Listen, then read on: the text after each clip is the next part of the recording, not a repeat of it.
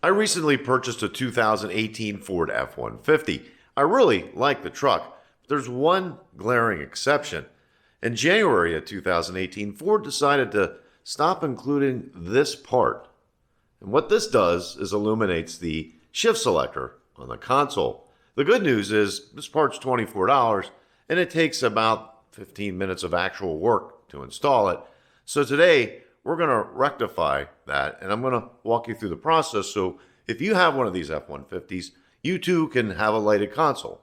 So this is my F-150 console and this part here isn't illuminated. Now sure, you get it in the display here. It'll show you drive and reverse, neutral, park. But I'd like to have this light up. I think it should light up. It just looks awkward looking down there and not seeing anything. Now the good news is the harness is already there. Ford left the harness in place. So all we really have to do is install the light bar. And that part's available through Ford dealerships. I got mine on eBay through a Ford dealer that's based out of Wisconsin. There's the part number. So you can take a look at that. That's the part number you want to order. And really all we have to do to get to it is get underneath this. Now the first thing I'm going to do, I have a plastic tool here, but you can use a screwdriver or anything. We're going to pop these up right here. And these are just little pops, and here's one on each side. Oh, no, that's great. I'm going to set the camera down and we're going to try that again.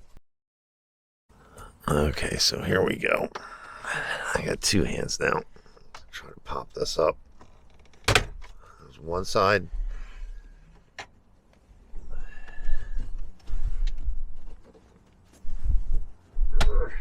Other side. Pop up. So the audio on this piece didn't work out so well, so I have to voice over here. The last two push pins on the truck, the ones directly underneath the heating controls, go straight forward. So you want to pull back on the plastic piece.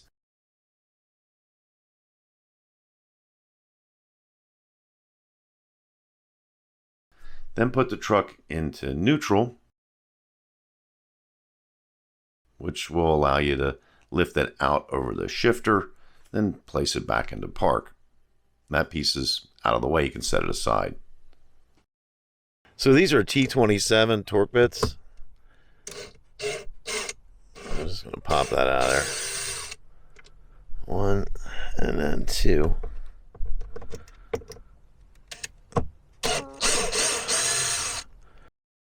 And don't sit these in your cup holder because that's not going to be staying with the truck. Sit them down in here. And then this is just going to pop out. So there's 1, 2, 3 of these tension clips in here. We're going to have to pop those out. Say that, and they don't want to go. There we go. 1, 2. Come to pop up. 3. There's just 3 on this side as well.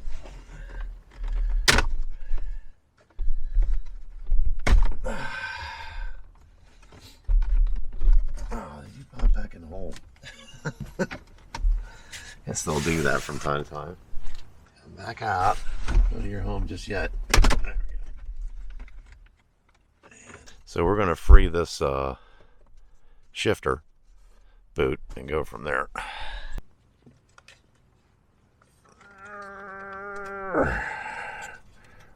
That's 2, 3, 4.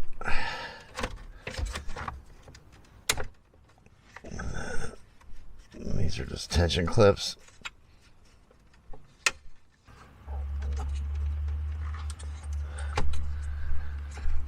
That just sort of slides in there. There we go. That just sort of slides in that one. Voila, we're out.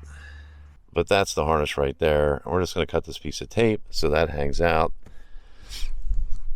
And then we're going to address this puppy. That's where my piece is going to go, right under there. And I'm going to clean this up because the previous owner apparently liked sodas and made a mess. Now I've got my new part almost installed here, and this clip goes right on this post like it was, meant to be there, because it probably was. Ford probably used like a two-sided tape on this, or there was a clip in the older part number. That doesn't exist. So I want this circuit board here to be up, and then I'm just going to probably silicone this down and clamp it and let it sit for a few hours before I reinstall it. It probably wouldn't move because the console piece in there has a structural piece that would hold it in place, but I'm still going to put some silicone on it because it's just a piece of plastic. So, you know, what's going to happen. So what we're going to do here is make sure the circuit board is up. And I use Gorilla Glue silicone. You can use whatever adhesive you like. And we're going to apply them at these two locations. And we're going to clamp this underneath the indicator letters on the upper part of the console. This is just going to clip right in here. Snap. Easy peasy. Then I get my boot together. And that boot kind of goes in the front first, slides in there, and then we just snap these up.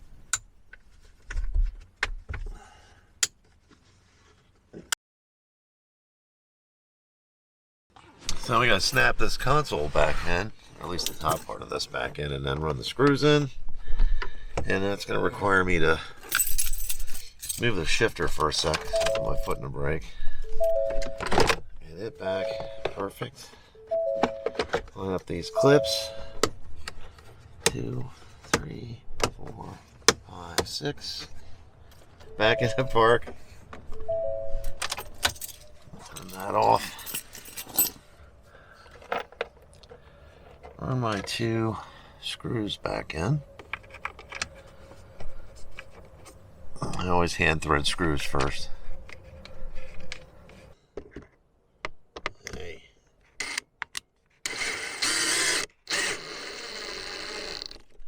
Snug. And this one. Snug. The audio in this part was awful as well, but the first thing you have to do is shift your truck into neutral. Make sure you have your foot on the brake when you do this. That makes the piece easier to slip in. Once you get past the shifter, you can just put it back into park. But you got to remember this upper console piece, the front clips face forward, so you're going to have to enter them at an angle, but as slight an angle as possible. Then just push straight forward towards the front of the truck. I found it easier to seat those from the side, first on the driver's side, then on the passenger side. After that, you just pop it down and you're done.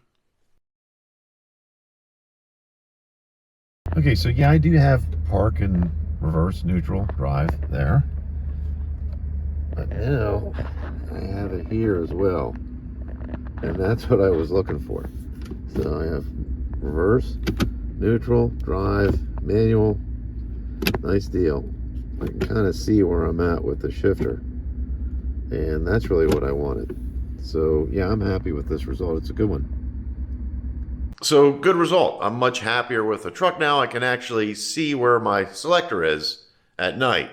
It's not the brightest, but it's illuminated, and that's what I wanted. It's certainly a lot brighter than it was in the dead of night when I'm out plowing snow. This is a simple install. It's 15 minutes, and I think it improves the level of the truck. It brings it up a little bit. It's the way Ford should have continued to build them. Not sure why they cheaped out on the part. It cost me $24. Like I said, I got it on eBay. It was from a Ford dealer out of Wisconsin. Thank you, folks in Wisconsin. I'll put the part number down below. If you like this video, please click the like button. That'll help other folks see it. Also, maybe check out some of my other videos. I have a video right over here. It'll show you how to turn any USB drive into an MP3 player for your sync system. So Ford took away the functionality for MP3 players. I transferred all my MP3 players over to a USB drive, and I use them in my truck. I use them in my Mach 1 back here. It works well. So if you've already paid the royalties on the songs, might as well listen to them. That's it for today. Thanks for watching. Till next time, we'll see you.